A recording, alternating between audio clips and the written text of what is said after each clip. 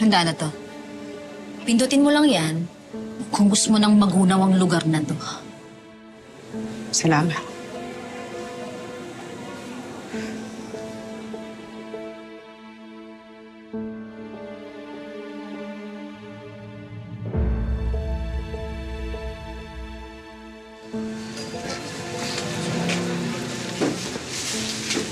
Ako na maglilista ng mga pangalan nila. Sige po. Kasama ko po sila.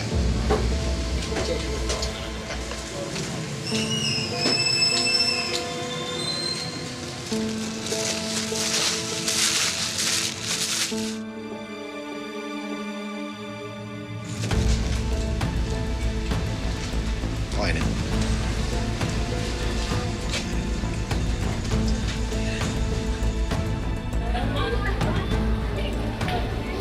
Hindi na yata dadating yung mga special guest mo eh. Kailangan. Para sa kanila tong plano ko. Xavier, salamat pumunta ka. Ako muna yung ginawang representative ni Mama. Kaya hindi niya pa kasi kayang makita yung Mami mag-ibig. Naiintindihan ko. Hindi rin naman kasi madali yung pinagdaanan ng mami mo sa kamay ng mama ko. Pero thankful pa rin ako kasi tinanggap niyo siya sa kabila ng lahat.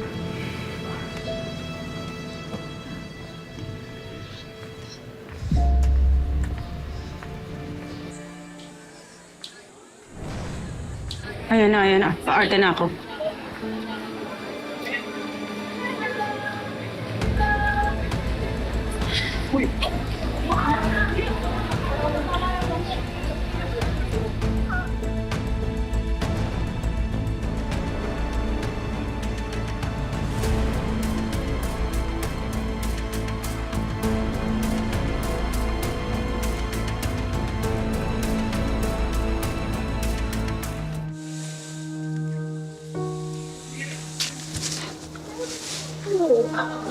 Ay, anak. Akala ko hindi ka darating. Hindi kita kayang pabayaan, di ba? Salamat. Nandito ka pa para sa akin. Ikaw na lang ang meron ako ngayon.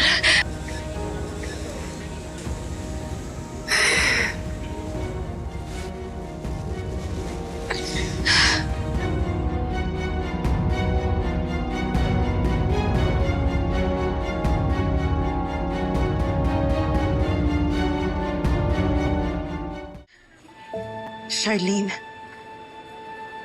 hindi ko alam kung paano ko sasabihin sa inyo. Pero nagsisisi ako. Pinagsisisihan ko lahat ng ginawa ko sa inyo. Alam ko mahirap pero sana mapatawad niyo ako. Di ganun kadali yun, Divina. Pagkatapos mong ilayo ang tunay na anak ko sa amin, Alam ko. Sukdulan ang kasamaan ko. Oo. Pinagtangkaan mo siyang patayin. Kaya nga ang laking pasalamat ko na pumunta kayo dito mag-asawa. Kasi sa lahat ng taong sinaktan ko,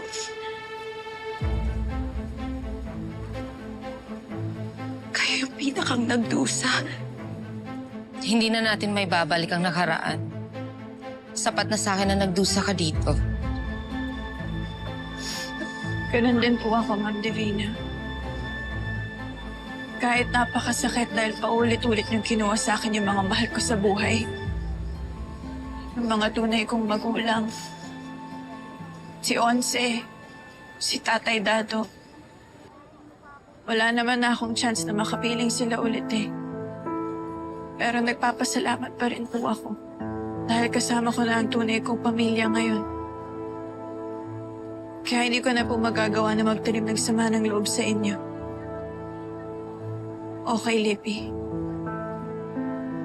Napakabuti mong tao, Princess. Napakabuti mong tao. Salamat. Nakwento na rin sa akin ni Libby yung ginawa mo para sa kanya. Sobra akong nagsisisi na muntik na kita mapatay. Ikaw pala ang magiging paraan kung paano maghilang anak ko. Salamat, Princess. Salamat talaga. Sana mapatawad mo talaga ako. Ngayon ang pinagbabayaran mo ng pagkakasala mo, Divina. Sana may matutunan ka.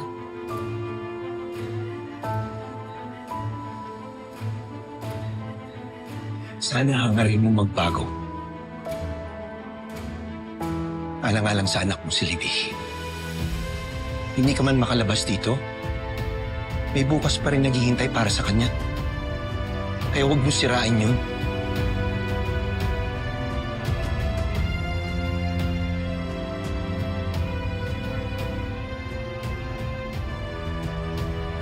Salamat. Salamat.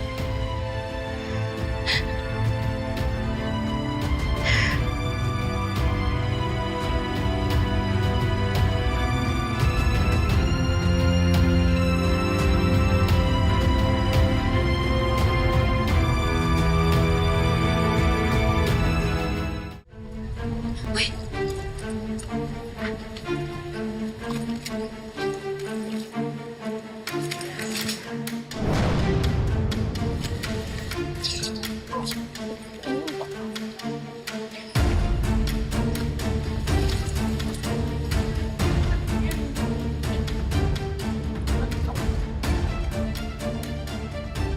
Ma'am, handa na po lahat. Tara na.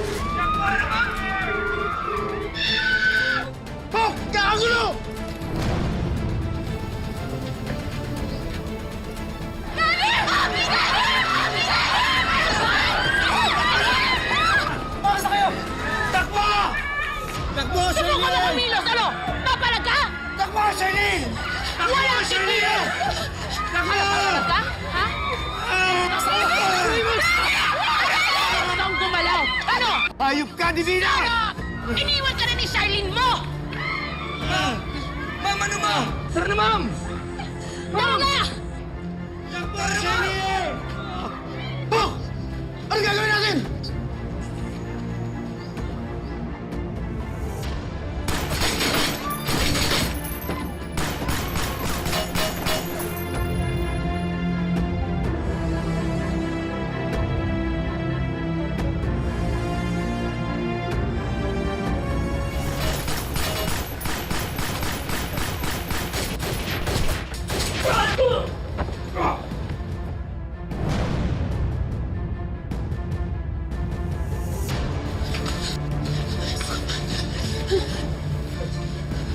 Nay, doon tayo.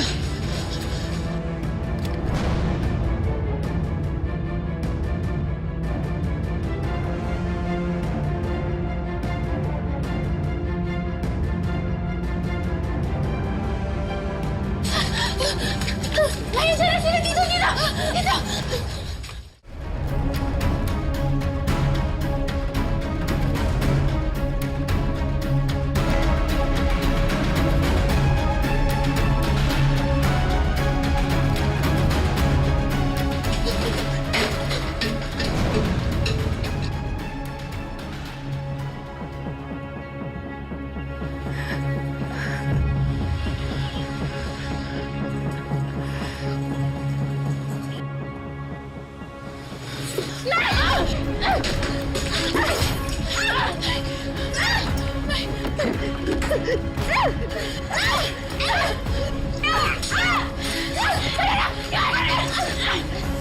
Huwag ka nang tumawa!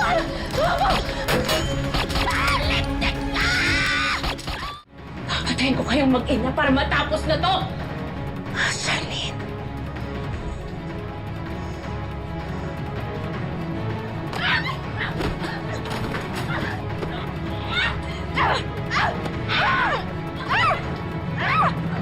Yakahayang mo siya! Bigla mo yung nanay ko!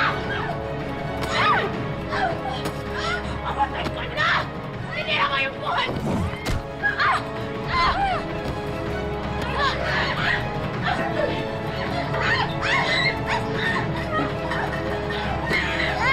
Papatayin mo yun!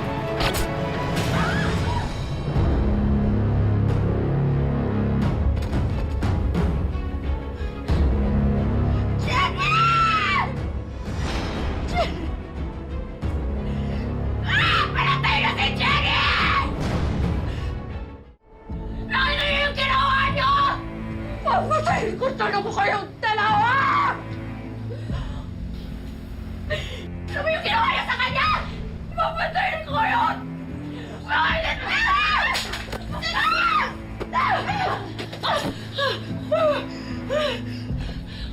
Sige! Subukan niyo lumapit! Papasabukin ko tong lugar na to! Madami akong bomba nakaplanta dito. Isang pindot lang. Sabay-sabay tayo magpa-party sa impyerno, mga walang kiya kayo! Pinatay na si Jenny. Kinuha niyo na lahat sa akin. Papatayin ko kayong lahat. Sabay-sabay tayo magpa-party sa impyerno. Pinatay na si Jenny.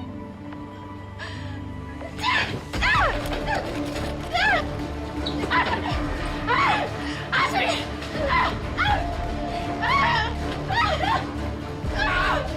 Walang iya kayang pamatay ko kayo lahat!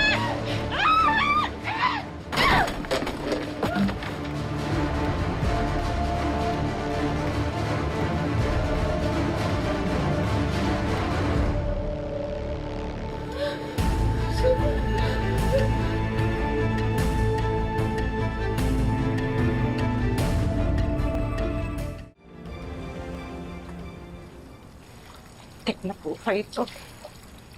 Nung nga naglilinis, ako pa naglalaba. Kamay ko. May na, boss. Ano, madam? Tapos ka na ba dyan? Ha? Ano? Oo, tapos na ako. Bakit? Tapang, boss. Di pa. Hindi niyo ako katulong, ah! Ah, lumalaban. Nalabhan mo to. Dahil alila ka namin habang nandito. Ha? Ha? Naman. Ha? Kanina ka pa. Sige, tapang mo! Sige, tapang mo! Sige, ano? Sige, ano? Labang ka! Sige. Ay! Hawakan mo yan! Hawakan mo yan! Tapang ka!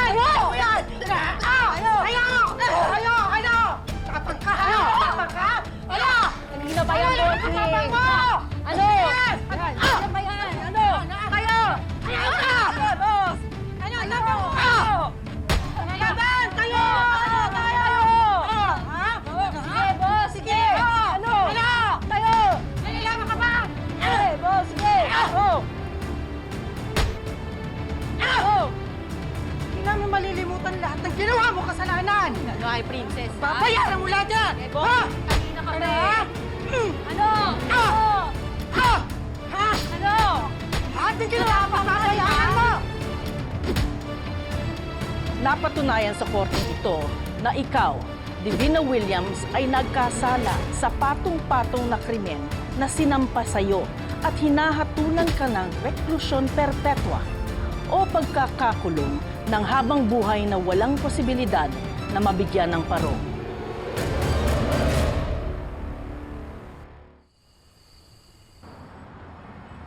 Han, hindi ko akalain na aabot tayo sa ganitong... Sa kabila ng lahat na nangyari sa atin, tayo pa rin. At At ngayon mag-uumpisa tayo kasama ng totoo nating anak at yung anak nating pinalaki. Alam mo, nandito pa rin tayo dahil di tayo sumuko. Nanaig pa rin yung pagmamahala natin sa isa't isa. Kaya tayo binigyan ng isa pang chance. Yung pagmamahala natin dahil kay Princess. Taga siyang nahiwalay sa atin. And I'm just thankful na nabigyan tayo ng pagkakataon na makabawi sa kanya, ipakita sa kanya yung pagmamahal ng isang magulang.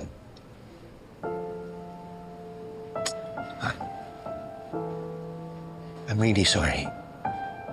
Sorry for everything. I promise you, hindi ko sasayangin itong second chance ay binigay sa akin. Para sa'yo, yung pagmamahal ko at sa mga anak natin. I love you. Love you too. Sorry.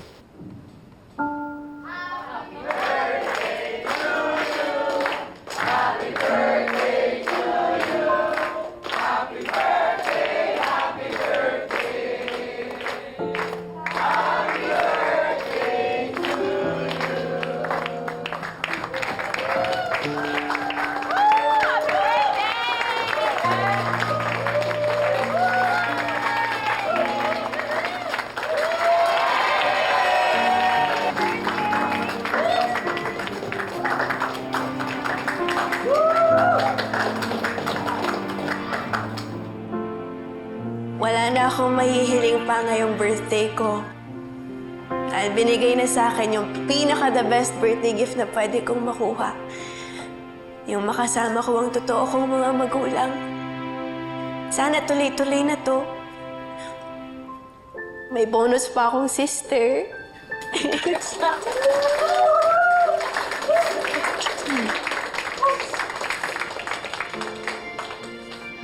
Yung second chance na binigay niyo po sa akin, yun yung pinanghahawakan ko. And for me, that's the best birthday gift. Kaya Dad, Mom, Grandma, lalong-lalo na sa'yo, Princess, maraming salamat. Salamat sa pagtanggap niyo sa akin bilang pamilya niyo.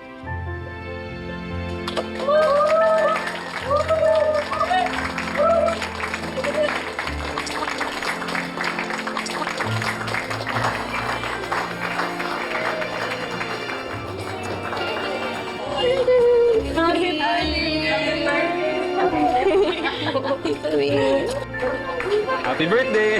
Salamat! Umiyak pa ako. Alam mo, sobrang masaya ako na nahanap mo na yung happiness na deserve mo. Salamat, Justin. Sana mahanap mo na rin yung taong magpapasaya sa'yo. Deserve mo rin na maging masaya. Napatunayan mo kung gaano ka kabuti, loyal at dependable na kaibigan. Thank you. Happy birthday ulit. Salamat, Justin.